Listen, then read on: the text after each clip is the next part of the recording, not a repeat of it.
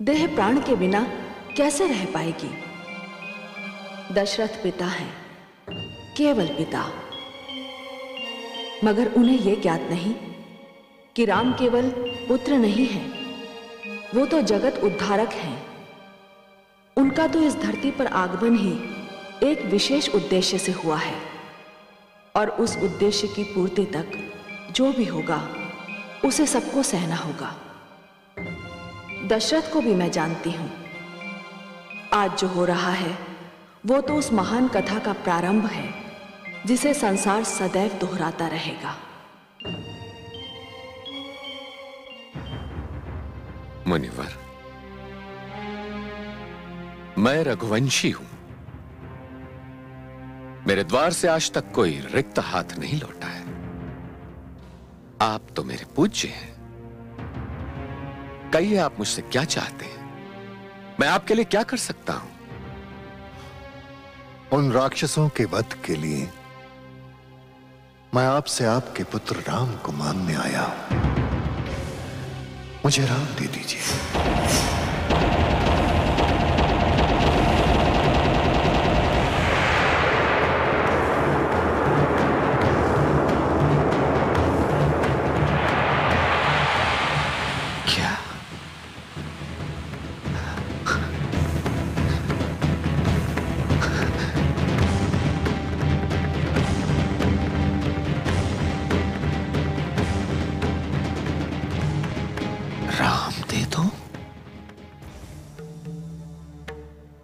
क्या हुआ रघुकुल शिरोमणि महाराज दशरथ?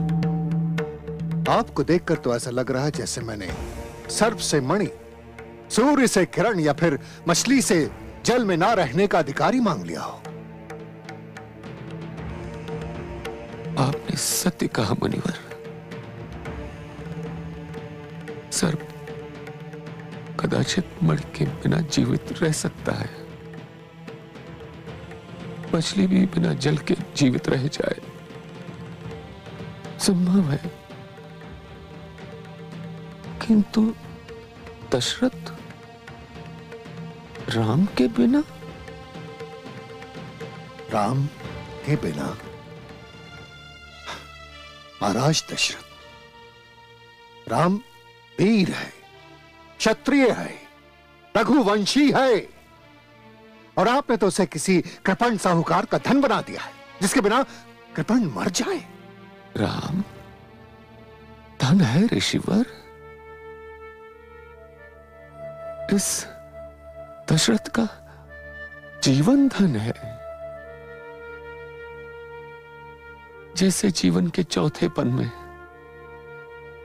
पुत्र धन प्राप्त हुआ हो, वो उसे किसी को कैसे सौंपते? कैसे सौंपते? आप भूल रहे हैं महाराज दशरथ कि आप वचनबद्ध हैं।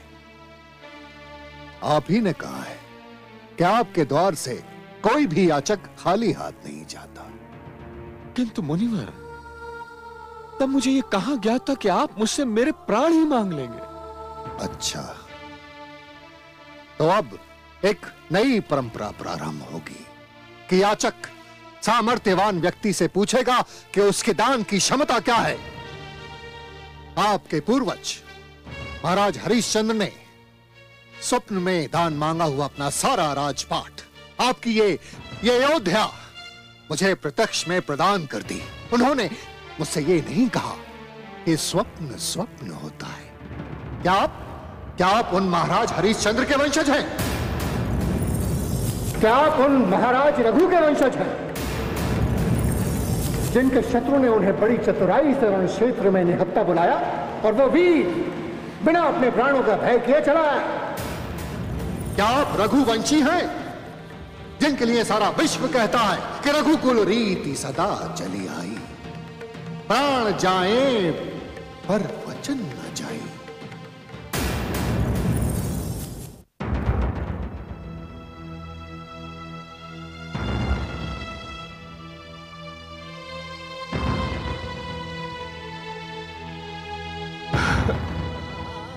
ब्रह्मर्षि,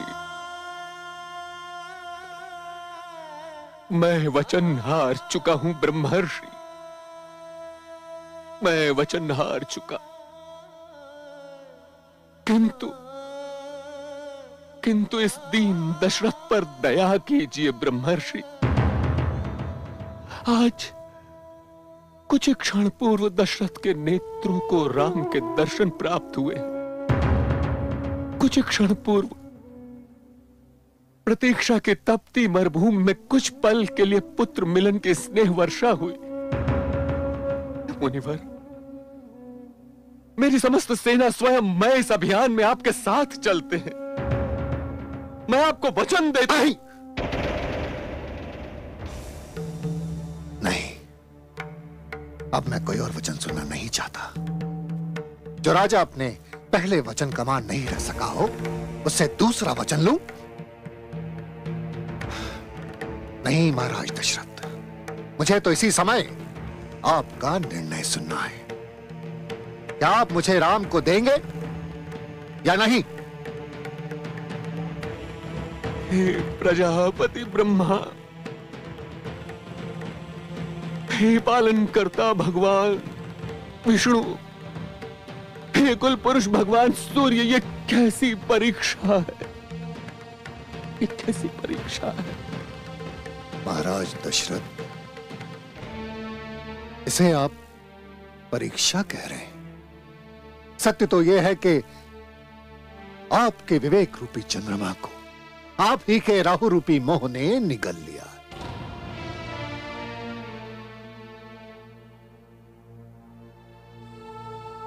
आपने मुझे निराश किया है महाराज दशरथ। जिन राक्षसों के अंत के लिए आश्रम में यज्ञ के द्वारा मैं जो शस्त्रास्त्र बनाना चाहता था, कदाचित वो मेरे भाग्य में नहीं है। क्योंकि ताड़ का स्वभाव और मारीच का वध वही कर सकता है जिसने बाल्यकाल में भी झूठ ना बोला हो, जो बड़ी भुजाओं वाला हो, जो गुरु माता पिता का आज्ञाकारी हो, जो क्षत्रिय हो। और ये सारे के सारे गुण राम में विराजमान है। किंतु आप पुत्र मोह में विवश हैं और मैं उन राक्षसों के आतंक से विवश हूं। चलता हूं अयोध्या नरेश। ठहरिए ब्रह्मर्षि। प्रणाम ब्रह्मर्षि वशिष्ठ। ब्रह्मर्षि, आपकी तो सदैव ही रघुवंश पर बड़ी कृपा दृष्टि रही है और आज आप ही रुष्ट होकर जा रहे हैं। कुलगुरु दशरथ की रक्षा कीजिए, रक्षा कीजिए दशरथ के कुलगुरु। ब्रह्मर्षि विश्वामित्र, क्या सचमुच याचना की कोई मर्यादा नहीं होती? क्यों नहीं होती ऋषि कुल श्रेष्ठ? क्या आपको ऐसा प्रतीत होता है ब्रह्मर्षि कि कोई भी सर्प अपनी मणि को सरलता से दान में दे देगा? और क्या आप ऐसा मान बैठे हैं कि आपके एक बार कहने पर ही कोई मछली जल को त्याग कर मृत्यु को स्वीकार कर लेगी? हे महान विश्वामित्र, क्या आज तक किसी याचक ने किसी दाता से उसके श्वास दान में मांगे हैं? नहीं ब्रह्मर्षि, याचक याचक होता है, हत्यारा नहीं होता। किंतु आप तो मेरी वशता समझते हैं। वर्षों से मैं इन राक्षसों के प्रकोप से, इनके आतंक से भागता फिर रहा हूं। विश्व कल्याण के लिए, मानवता के कल्याण के लिए जो कुछ करना चाहता हूं, वो बिना श्री राम की सहायता के नहीं कर पाऊंगा। राम मेरी विवशता है। मेरी समस्या का समाधान केवल वही है। ब्रह्मर्षि, वही श्री राम महाराज दशरथ की भी विवशता है। और संयोगवश आपका आगमन ऐसे अवसर पर हुआ है कि जिसने महाराज दशरथ को उलझन के जाल में फंसा दिया है। आपने महाराज दशरथ से राम नहीं, पिता दशरथ से उसके प्राण मांग लिए हैं। अन्यथा रघुवंश कभी अपनी परंपरा के निर्वाह से चूका है? कुलगुरु, ब्रह्मर्षि से मैं भी तो यही निवेदन कर रहा था।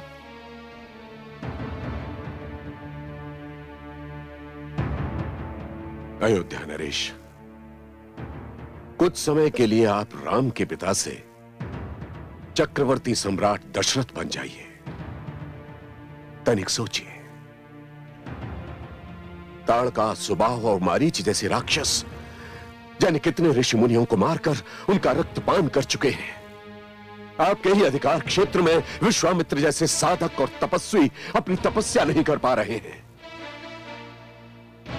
उनकी समस्या का समाधान केवल राम है, क्योंकि राम ही उन राक्षसों का वध कर सकते हैं। कुलगुरु तनिक विचार तो कीजिए। कहां वो भयानक राक्षस और कहां ये कोमल राजकुमार? नहीं महाराज दशरथ, अपने पुत्र राम को कोमल कहकर उसकी क्षमता और अपने कुलगुरु वशिष्ठ के कर्तव्य को मत नकारिए। अभी तक राम आश्रम का कठोर जीवन जीने वाले राम हैं। राजभवन तो वे अभी पहुंचे हैं, और आप मात्र अपने पुत्र के विषय में न सोचें। सोचिए, जब आप मेरे आश्रम से आए थे तो आते ही आपके पिता महाराज अज ने आपको देवासुर संग्राम के लिए भेज दिया था। आपने अकेले ही पूरी असुर सेना को अपने रथ द्वारा 10 दिशाओं में खदेड़ दिया था और दशरथ कहलाए थे। ऐसा प्रतीत होता है महाराज दशरथ कि मेरी शिक्षा के उपरांत भी आपको आशंका है कि राम उन असुरों का वध नहीं कर पाएंगे। जो अवसर आपके पिता ने आपको दिया था, क्या वही अवसर आप अपने ज्येष्ठ पुत्र राम को नहीं देना चाहेंगे? वो राम जो भविष्य में आपकी प्रजा का रक्षक बनेगा। गुरुदेव ने सत्य कहा पिताश्री। पिताश्री, मुझे अपने भाग्य पर गर्व करने दीजिए पिताश्री, कि गुरुकुल से लौटते ही मुझे स्वयं को एक क्षत्रिय, एक रघुवंशी एवं आपका पुत्र प्रमाणित करने का सौभाग्य प्राप्त हो रहा है। ब्रह्मर्षि,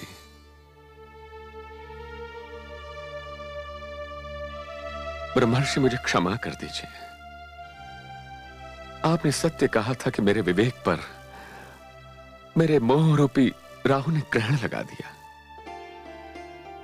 किंतु अब वो ग्रहण हट चुका है।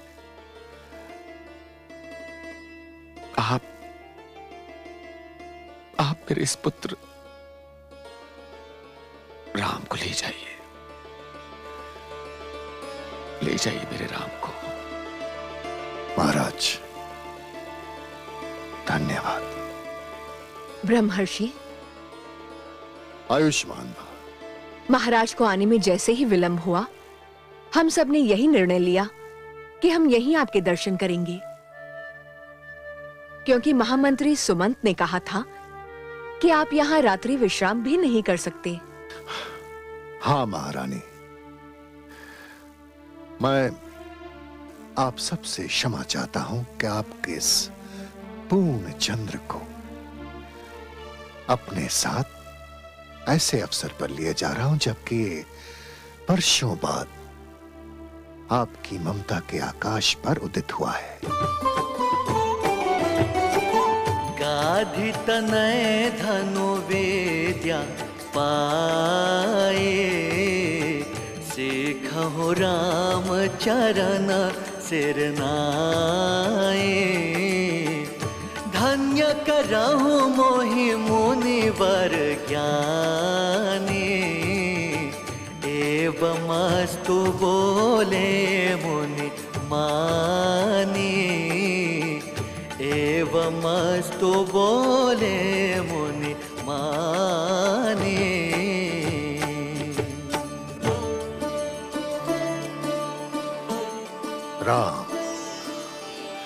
राम तुम महान हो, योग्य हो, मेरे साथ जाकर तुम मुझ पर उपकार कर रहे हो, किंतु मुझे ये कहने का अवसर ना देकर तुमने अपनी महानता का परिचय दिया है। धन्य हो। मैं तुम्हें अपना शिष्य स्वीकार करता हूं पुत्र। अहो भाग्य ब्रह्मर्षि, अहो भाग्य। प्रातः सूर्य की पहली किरण के साथ हम प्रस्थान करेंगे।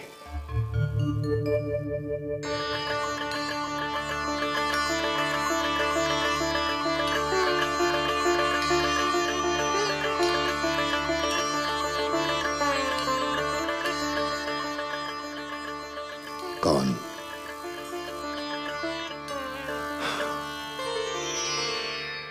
सुमित्रा नंदन लक्ष्मण।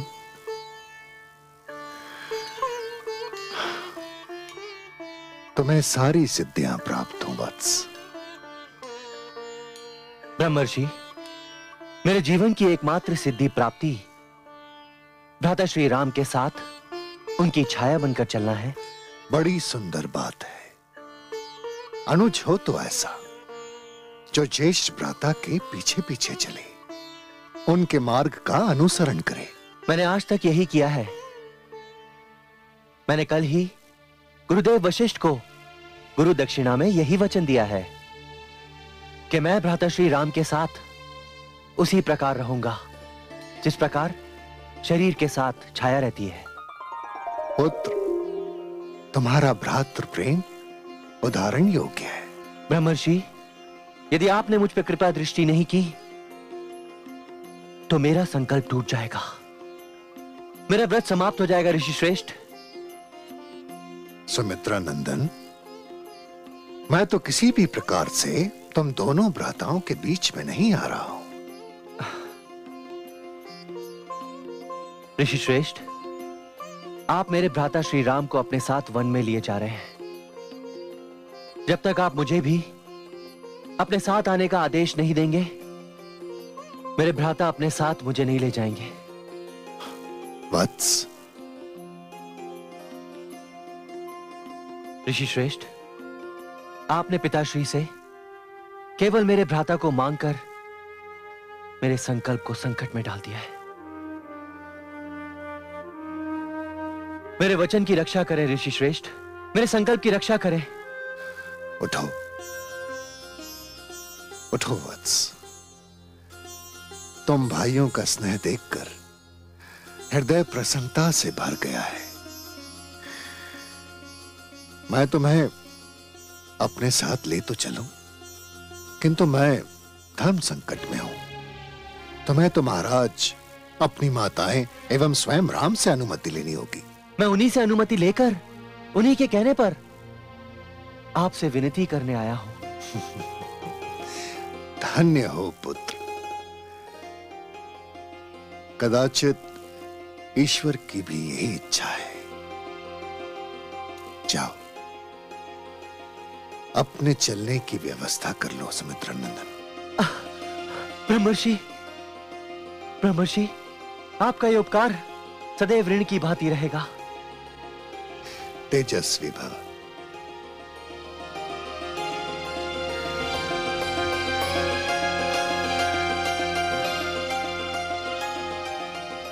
समझ गया। आदि प्रजापति ब्रह्मा, आपका संकेत समझ गया। लगता है राम और लक्ष्मण के हाथों ही उन राक्षसों का संहार होगा।